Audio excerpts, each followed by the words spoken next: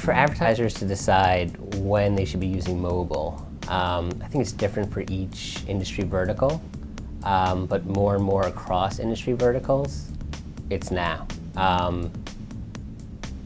The risk of not doing it and not being ahead of the game and not having the information and the results now to improve in the future is large. I think things are moving so quickly right now, and mobile is poised to become such an integral part of all advertising campaigns. If you get too far behind from inaction and not at least testing and getting some initial results, you might find yourself well behind competitors as the economy recovers and as marketing budgets expand.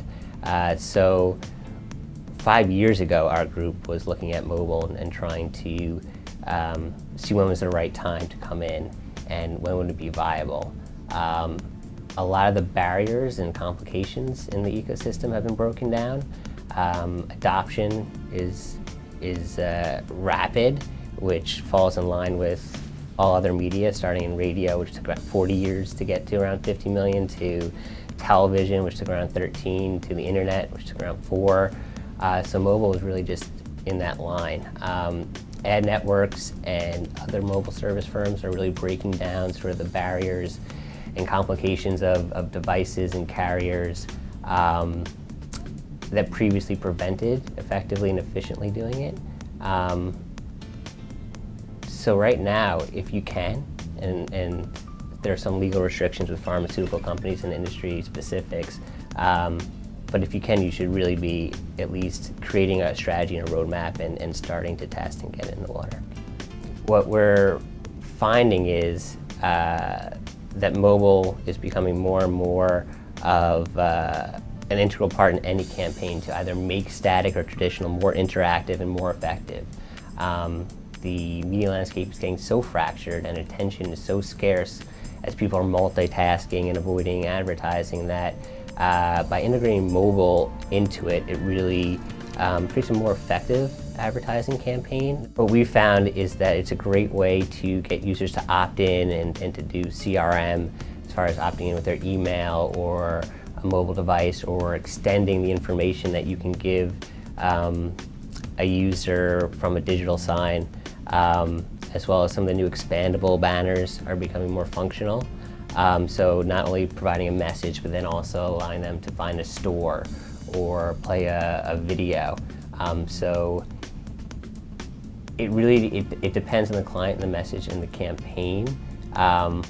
But with ad networks and all the different service providers, everything that mobile is evolving into, there's almost so many options that you can do. It's a matter of choosing which one and how to do it and aligning that with your objectives.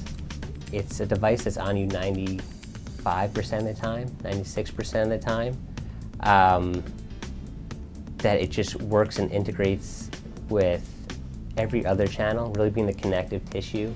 It makes things that aren't interactive. It makes things that are interactive even more interactive. But I'd probably say most of all is just seeing the iPhone and what it can do and how it's exploded content consumption. 50–60% of the mobile ads served online are to iPhones.